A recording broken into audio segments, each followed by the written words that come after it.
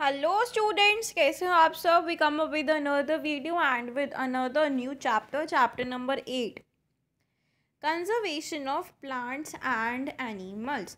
सो conservation का क्या मतलब होता है? As we all know, conservation का मतलब होता है बचाना या उसको कंजर्व करके रखना ताकि हम उसे आगे यूज़ कर सकें। ठीक है, बचाना। हम कैसे बचा सकते हैं प्लांट्स को और एनिमल्स को, इस चैप्टर में हम थोरोली रीड करेंगे, समझेंगे। ठीक है, so without wasting a further ado, let's get start the video. So India एक लार्ज डेवलपिंग कंट्री है जिसमें डाइवर्स मीन्स बहुत सारे तरीके के, बहुत डिफरेंट टाइप्स के फॉरेस्ट इकोसिस्टम्स दिखते हैं, हमें पाए जाते हैं, हम जानते हैं उन सब के बारे में। So the protection of forest ecosystem is critical as forest are a home to large number of plants and animals. तो फॉरेस्ट इकोसिस्टम्स जो होते हैं उसका जो क्या काम है, एक मेन काम क्या है, होम क्या होता है, घर। किसका घर? प्लांट्स और एनिमल्स का। वेरियस टाइप्स ऑफ प्लांट्स और एनिमल्स का जो घर होता है वो क्या होते हैं? फॉरेस्ट होते हैं। और अगर फॉरेस्ट को हम नहीं बचा पाएंगे तो ऑटोमेटिकली प्लांट्स और एनिमल्स डाई हो जाएंगे। However, forest land is being sacrificed for massive development projects that have become a necessary part of urbanization and industrialization. So forest land को इसलिए सेक्रीफाइस करना पड़ता है, अपने आप को काटना पड़ता है, कटवाना पड़ता है। डिफॉरेस्ट्रेशन का जो प्रोसेस होता है वो अक्कर करना पड़ता है। क्यों? क्योंकि मासिव डेवलपमेंट हो रहा है। ठीक है, क्योंकि जो पॉपुलेशन है वो इंक्रीज़ हो रही है। सो उसके हिसाब से कुछ डेवलपमेंट प्रोजेक्ट्स होते हैं, उनको फुलफ़िल करने के लिए लैंड की ज़रूरत होती है। और लैंड कहाँ से आएगा? लैंड के ऊपर तो फॉरेस्ट होते हैं, तो फॉरेस्ट लैंड्स जो होते हैं उनको सेक्रीफाइस करना पड़ता है। ठीक है, जिसकी वजह से क्या होता है, कुछ ज़्यादा अमाउंट में फॉरेस्ट जो हैं उनकी कटिंग हो जाती है। और कटिंग डाउन ऑफ ट्रीज़ या फॉरेस्ट को हम डिफॉरेस्ट्रेशन बोलते हैं। So there are many such development projects. Forest are also being use as a source of raw material for paper, pulp and rayon mills. So जो forest होते हैं उनको raw material में भी यूज़ किया जाता है। क्यों? क्योंकि जो फॉरेस्ट हैं उनसे हमें पेपर, पल्प, रेयोन मिल्स, ये सारी चीज़ें हमें रिक्वायर्ड होती हैं, हम उनसे ऑब्टेन कर सकते हैं। ठीक है, तो ये सारी चीज़ें उसके अंदर यूज़ की जाती हैं। टिम्बर यूज़ किया जाता है जो फर्नीचर में, रेलवे स्लीपर्स या कुछ number of other daily requirements में यूज़ होता है, तो उसकी भी रिक्वायरमेंट होती है। कुछ significant percentage of our population uses firewood procured from forest as cooking fuel. कुछ फायरवुड का यूज़ करते हैं जो फॉरेस्ट से हमें रिक्वायर्ड होता है, कुछ उसको कुकिंग फ्यूल की तरह यूज़ करते हैं। ठीक है, फॉरेस्ट एक सोर्स है फोडर का, बिल्डिंग मटेरियल्स, मेडिसिन्स और अदर माइनर फॉरेस्ट प्रोडक्ट्स जो हमें मिलते हैं, we gain from that. And for significant percentage of human population को ही उसमें जो यूसेज हो रही है वो फॉरेस्ट की मेनली यूसेज हो रही है। सो ह्यूमन पॉपुलेशन इंक्रीज़ हो रही है तो जो रिसोर्सेज हैं वो भी ज़्यादा अमाउंट में चाहिए। So all these factors have led to indiscriminate cutting of forest, cutting of trees in the forest. So उस प्रोसेस को हम बोलते हैं डिफॉरेस्ट्रेशन। डिफॉरेस्ट्रेशन बहुत डोमेस्टिक और ग्लोबल कॉन्सिक्वेंसेस होते हैं। डोमेस्टिक मतलब जब घर में ही कॉन्सिक्वेंसेस हो रहे हैं, ग्लोबली मतलब पूरे संसार में। ठीक है, अब हम देखते हैं कुछ डोमेस्टिक कॉन्सिक्वेंसेस डिफॉरेस्ट्रेशन के, क्या कॉन्सिक्वेंसेस हो रहे हैं। So first is disrupted river flow. Disrupted river flow मतलब डिफॉरेस्ट्रेशन इंक्रीज कर देता है सॉइल इरोजन को और रेनफॉल को डिक्रीज कर देगा। और दोनों ऐसे फैक्टर्स हैं जो इन टर्न अफेक्ट करते हैं फ्लो ऑफ रिवर्स और पाथ जहाँ से वहाँ से रिवर्स आती हैं। Flooding, deforestation increase instances of flooding. उसके जो इंस्टांसेस मीन्स चांसेस को इंक्रीज़ कर देता है, क्योंकि ट्रीज़ की लैकिंग होगी तो बाइंडिंग ऑफ सॉइल और एब्जॉर्प्शन ऑफ वाटर कम होगा। So deposition of soil in river bed decreases the depth of rivers. Third क्या है? Drought. Fewer trees means carbon dioxide ज़्यादा हो जाना, कार्बन डाइऑक्साइड ज़्यादा हो जाएगी तो ग्लोबल वार्मिंग ऑटोमेटिकली इंक्रीज़ हो जाएगी। So increase in temperature on earth, उस प्रोसेस को हम ग्लोबल वार्मिंग बोलते हैं, जिसकी वजह से क्या होगा, वाटर साइकिल डिस्टर्ब हो जाएगी और रेनफॉल अगर कम होगी तो ड्रॉट्स होंगे। Plant and wild life extension, plant और वाइल्ड लाइफ एक्सटेंशन में क्या होगा, सिंस फॉरेस्ट जो होते हैं वो एक हैबिटेट का काम करते हैं बहुत सारे प्लांट्स और एनिमल्स के लिए। So deforestation make these animals homeless, अगर पेड़ों की कटाई हो जाएगी तो जो एनिमल्स वहाँ पे रहते हैं फॉरेस्ट के अंदर वो कहाँ पे जाएंगे, वो तो बेघर हो जाएंगे। होमलेस मीन्स बेघर हो जाना। This is the main cause of extinction of the large number of rare plants and animals, ये एक मेजर एक्सटिंक्शन होता है। डिस्प्लेसमेंट ऑफ फॉरेस्ट ड्वेलर्स, कुछ पर्सनस जो होते हैं for whom forest is their only home, उनको भी डिस्प्लेस कर दिया जाता है क्योंकि डिफॉरेस्टेशन की वजह से।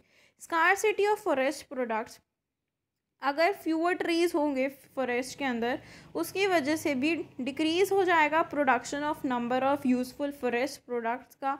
अगर फॉरेस्ट कम होंगे तो फॉरेस्ट प्रोडक्ट्स हमें कहाँ से मिलेंगे, कहीं से भी नहीं मिल पाएंगे।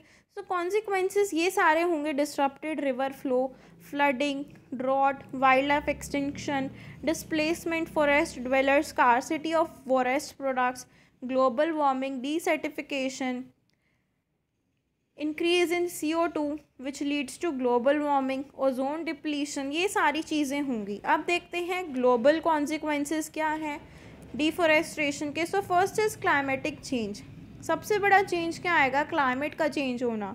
सो फॉरेस्ट एक सिग्निफिकेंट रोल प्ले करते हैं क्लाइमेटिक जोन में, क्लाइमेट को चेंज करने में, मेंटेन करने में। सो दिस इज़ बिकॉज वो एक्ट करते हैं as a sink for carbon dioxide, जो मेजर कंट्रीब्यूटर है ग्लोबल वार्मिंग का। So they produce oxygen and play a significant role in determining the rainfall of an area, वो वहाँ पे oxygen को प्रोड्यूस करते हैं और रेनफॉल भी डिटरमाइन करते हैं उस वाले एरिया में जहाँ पे फॉरेस्ट प्रेजेंट होते हैं। A shift in climatic belts is being felt all over the world as a result of deforestation, एक शिफ्ट हो जाएगा क्लाइमेटिक बेल्ट्स के अंदर ऑल ओवर द वर्ल्ड, जिसका रिजल्ट होगा डिफॉरेस्टेशन। समर्स ज़्यादा हॉट होनी शुरू होंगी, rainfall in many parts deficient होंगे, रेनफॉल की कमी होगी, बारिश की कमी हो जाएगी। डिसर्टिफिकेशन क्या है, डिफॉरेस्टेशन की वजह से सॉइल जो है एक्सपोज होगी, जिससे सॉइल इरोजन होगा एंड सॉइल लेस फर्टाइल हो जाएगी and at times lower rocky layers वो भी एक्सपोज होंगी, जिससे फॉर्मेशन हो जाएगा डेजर्ट्स का। ओजोन डिप्लीशन, ओजोन का डिप्लीशन हो जाना, डिप्लीशन मतलब रिडक्शन हो जाना। सर्टेन ग्रीन हाउस गैसेज जैसे नाइट्रस ऑक्साइड अक्यूमुलेट हो जाएंगी अर्थ के एटमॉस्फेयर में, क्यों, क्योंकि डिफॉरेस्टेशन का प्रोसेस हुआ है और ये जो गैसेस होती हैं ये ओजोन को रिमूव कर देती हैं, जो एक प्रोटेक्टिव शील्ड का काम करता है in the form of ozone layer जो स्ट्रेटोस्फीयर में प्रेजेंट होती है। अब हमारे पास टॉपिक है that is conservation of forest and wild life. So conservation कैसे होगा, प्रोटेक्शन, प्रिजर्वेशन, मैनेजमेंट और restoration of wild life end of natural resources जैसे कि फॉरेस्ट, सॉइल, वाटर, इन सबको अगर हम प्रिजर्व कर रहे हैं, इनको प्रोटेक्ट कर रहे हैं, मैनेज करके रख रहे हैं, सो इस प्रोसेस को ही हम बोलते हैं कंजर्वेशन। इन सभी चीज़ों को करने के बाद जब हम इसको डिफाइन करेंगे तो इस प्रोसेस को हम बोलते हैं mainly that is called conservation. So the variety of life on earth is commonly refer to as biodiversity. So जो लाइफ अर्थ के ऊपर प्रेजेंट है वो बायोडाइवर्सिटी है, मतलब diverse life forms are present on earth. So biodiversity एक important role play करता है in the functioning of food chains and food webs. In fact, it helps to maintain the ecological balance of ecosystem, जिससे जो अर्थ का जो ecological balance होता है वो मेंटेन रहता है।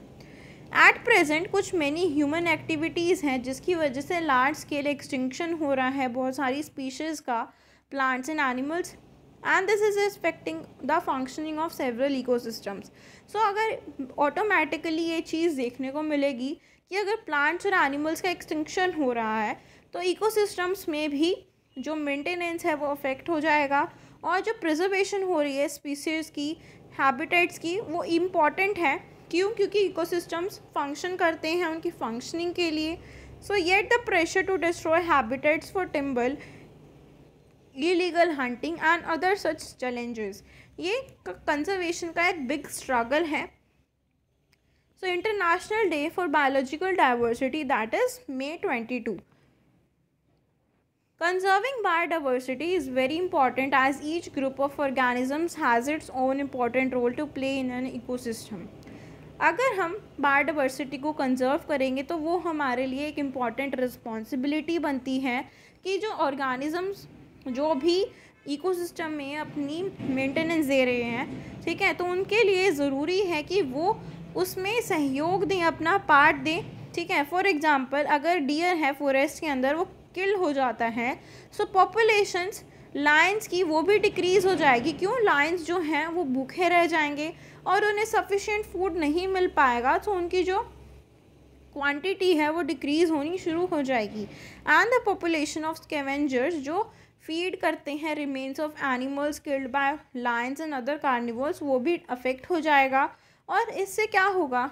It is to prevent such situations that the government of India is setting up biosphere reserves, national parks, wildlife sanctuaries in different parts of the country. So इस situation को prevent करने के लिए जो government है वो कुछ biosphere reserves, कुछ ऐसी parks, national parks उनको setup कर रही है animals के लिए। International Day for Biological Diversity। So biosphere reserve क्या होता है? बायोस्फीयर रिज़र्व एक इंटरनेशनल कंजर्वेशन डेजिग्नेशन होती है जो यूनेस्को ने दिया था under its programme man and the biosphere map. So the world network of biosphere reserves एक कलेक्शन है 669 बायोस्फीयर रिजर्व्स का 120 कंट्रीज़ के अंदर। सो बायोस्फीयर रिजर्व्स को हमने क्रिएट किया ताकि हम प्रमोट कर सकें, डेमोन्स्ट्रेट कर सकें balance relationship between man and the biosphere. So Indian government ने 18 बायोस्फीयर रिजर्व्स इन इंडिया को क्रिएट किया था, बनाया था। सो ये सारी जो चीज़ें हैं आपको देखना होगा। ब्लू कलर में Himalayas, this majestic range of mountains is the home to diverse range of flora and fauna. Thar desert में क्या होगा? Himalayan reason. वेस्टर्न घाट्स में कुछ बायोडाइवर्सिटी हॉटस्पॉट्स हैं। सुंदरबंस में लार्जेस्ट मैंग्रोव फॉरेस्ट हैं इंडिया के अंदर। सो 10 ऑफ दीज 18 बायोस्फीयर रिजर्व्स ये world network of biosphere reserves में देखे गए थे जो यूनेस्को, मैन एंड बायोस्फीयर पर डिपेंड है या बेस्ड हैं। सो सम ऑफ दीज आर जैसे कि Nilgiri biosphere reserve, Nanda Devi, Sundarbans and gulf of Mannar biosphere reserve. अब है national park. So national park क्या है? एक रिजर्व है जिसमें लैंड यूजुअली डिक्लेयर किया जाता है या ओन किया जाता है नेशनल गवर्नमेंट की तरफ से, and it is protected from most human development works and pollution. वहाँ से उसको प्रोटेक्ट करके रखते हैं। नेशनल पार्क जो होते हैं वो प्रोटेक्टेड एरियाज़ होते हैं जो कंजर्वेशन ऑफ एंडेंजर्ड स्पीशीज़ में हेल्प करते हैं as well as plants. So they are there for very useful, वो बहुत यूज़फुल होते हैं। Jim Corbett national park first national park था इंडिया के अंदर जिसको इस्टेब्लिश किया था 1935 के अंदर। सबसे पहला था काजीरंगा नेशनल पार्क जिसके अंदर 2/3 of world great one horn rhinoceros की पॉपुलेशन को रखा गया था। Among the protected areas world Kaziranga boast for the highest density of tigers and was declared a tiger reserve in 2006. So the park is also home to large breeding populations of elephants, wild water buffaloes and swamp deer. ये सारे जो animals हैं इनको national parks में रखा जाता है। Bandipur national park एक India's best non protected area है जहाँ पे इम्पॉर्टेंट रिजर्व होता है प्रोजेक्ट टाइगर को लेके। सो ये कर्नाटका में लोकेटेड है और साउथ इंडिया में लोकेटेड है। अब है हमारे पास वाइल्ड लाइफ सेंचुरीज़। तो वाइल्ड लाइफ सेंचुरीज़ क्या है? Wild life refugee. So it's generally and officially designated territory होती है जो गवर्नमेंट की तरफ से मार्क होती है। ये प्रोटेक्शन प्रोवाइड करता है सुटेबल लिविंग कंडीशंस जो वाइल्ड एनिमल्स होते हैं उनके लिए। Hunting, killing, capturing of animals ये यहाँ पे स्ट्रिक्टली प्रोहिबिटेड होता है, बैन होता है। तो यहाँ पे among 343 wild life sanctuaries 543 wild life sanctuaries in India हमें देखने को मिलती हैं। और इनका क्या एम है, ताकि जो हैबिटेट है वाइल्ड एनिमल्स का उनको प्रोटेक्ट कर सकें, ताकि वो सेफली रह सकें without any harmful human intervention की वजह से वो सेफली रह सकें। अब है जयकवदी बर्ड सेंचुरी, जो औरंगाबाद और अहमदनगर में districts in Marathwada region of Maharashtra में देखने को मिलती है, लोकेटेड है। सो ये नतसागर लेक के पास है। ये सारी चीज़ें हैं फ्लोरा फोना के लिए। इसमें अट्रैक्ट करता है मेनी स्पीशीज़ रेजिडेंट और माइग्रेटरी बर्ड्स के लिए। ठीक है, ये सारी चीज़ें यहाँ तक आप खुद पढ़ लेना। गहीरमथा टर्टल सेंचुरी उड़ीसा के अंदर है, जो breeding ground for the giant olive ridley turtles के लिए है। ये ऑल द वे ट्रैवल करते हैं फ्रॉम द पैसिफिक ओशन, ताकि मेटिंग कर सकें और ले देयर एग्स हेयर। ठीक है, तो ये है हमारा सारे हमने सेंचुरीज पार्क्स के बारे में डिस्कस किया। फ्लोरा और फोना पढ़ लेते हैं।